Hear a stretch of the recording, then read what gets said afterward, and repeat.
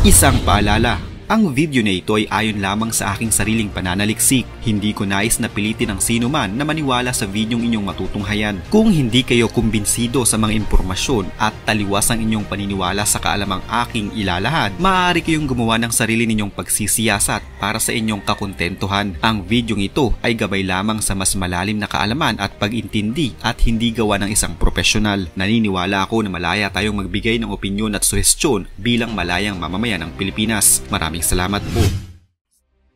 Ang relasyon ng Estados Unidos at China ay dumaan sa isang seryosong pagsubok sa mga nakaraang taon. Ang mga hidwaan sa kalakalan, teknolohiya at sa politika ay nagbigay daan sa mga patakarang may malalim na epekto hindi lamang sa mga bansa, kundi pati na rin sa mga mamayang Chino na nasa Estados Unidos. Isa sa mga pinakapektadong sektor ay ang mga estudyanteng Chino at mga mananaliksik na nag-aaral at nagtatrabaho sa Amerika. Kamakailan, ang pamahalaan ng Estados Unidos ay nagpatupad ng mga hakbang upang limitahan ang pag-access ng mga Chino sa mga institusyong pang-edukasyon ng United States, kasabay ng banta ng libu-libong mga Chino na naninirahan sa bansa ng iligal. Ang mga hakbang na ito, bagamat bahagi ng isang mas malawak na estratehiya upang protektahan ang pambansang seguridad ng Estados Unidos, ay may malalim na epekto sa mga estudyanteng Chino at sa ugnayan ng dalawang bansa.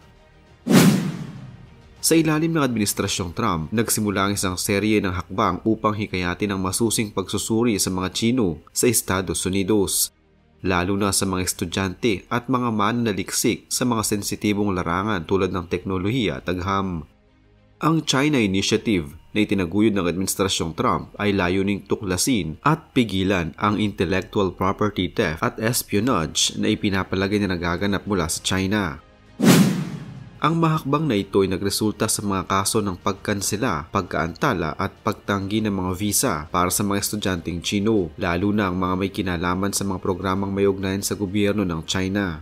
Ang Administrasyong Biden, bagamat nagpatuloy ng mga polisiya sa kaligtasan ng bansa, ay mas tumutok sa mga diplomatikong hakbang upang mapagaan ang sitwasyon ng mga mamayang Chino sa bansa.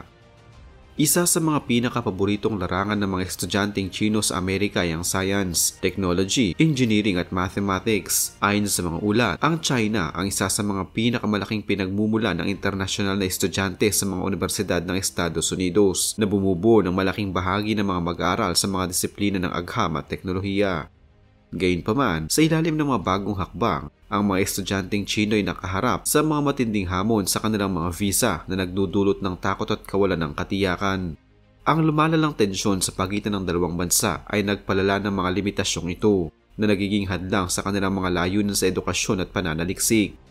Bilang bahagi ng mas malawak na estratehiya sa pambansang seguridad, ang Estados Unidos ay nagpatupad ng mga polisiya na naglilimita sa akses ng mga Chino sa mga makabagong teknolohiya at mga programang pang-akademiko na may kinalaman sa mga sensitibong larangan tulad na lamang ng artificial intelligence, biotechnology at quantum computing.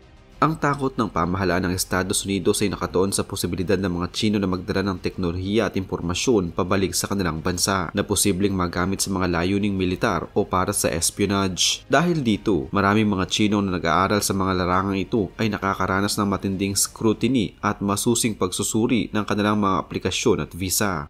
Ang isang bahagi ng problemang ito ay ang mga deportasyon ng mga Chino na naninirahan sa Estados Unidos na walang wastong dokumentasyon. Ayon sa mga ulat, halos 40,000 Chino ang posibleng mawala ng legal na status sa bansa na nagdudulot ng takot at pagkabalisa sa mga pamilya at individual.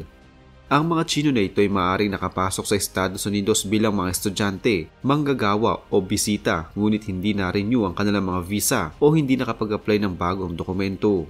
Ang mga deportasyon na ito ay hindi lamang nakakaapekto sa kanilang legal na status, kundi pati na rin sa kanilang kabuhayan at mga relasyon sa pamilya.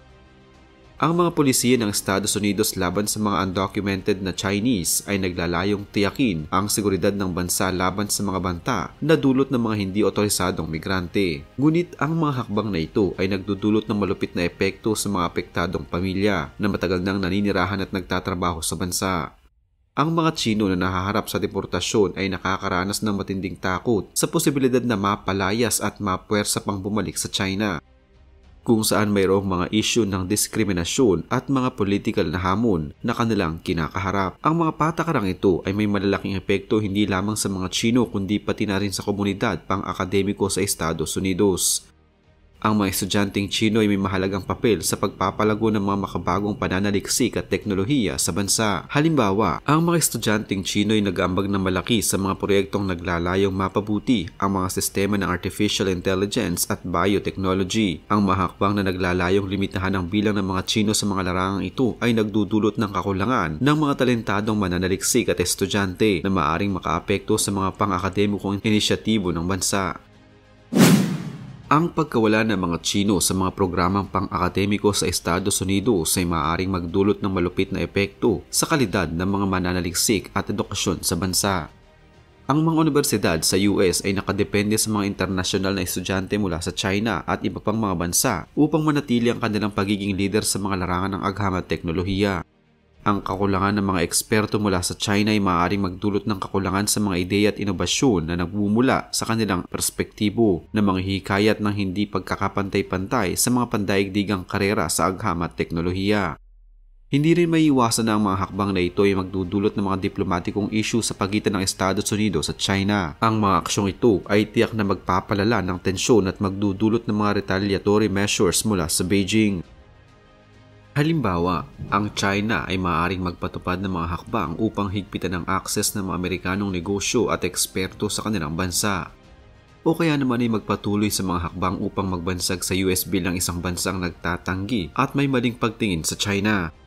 Ang mga aksyon na ito ay naglalagay ng malaking pressure sa mga diplomatic na relasyon na maaaring magdulot ng mga pagkaantala sa mga internasyonal na usapan at mga kasunduan sa kalakalan. Sa kabuuan, ang mga patakarang ito ay nagpapakita ng isang masalimuot na dinamika sa pagitan ng dalawang makapangyarihang bansa sa mundo. Bagamat may layunin ng Estados Unidos na protektahan ang pambansang seguridad at mapanatili ang dominyo sa mga teknolohikal na inobasyon, ang mga hakbang na ito ay may malalim na epekto sa mga individual na nagmimistulang biktima ng isang masalimuot sa heopolitikang laban. Ang mga estudyanteng Tsino ay nahaharap sa isang hindi tiyak na hinaharap sa Estados Unidos at ang mga epekto ng mga patakarang ito ay tiyak na makakaapekto sa kanilang personal na pangarap at aspirasyon, pati na rin sa mga pang-akademikong layunin ng bansa.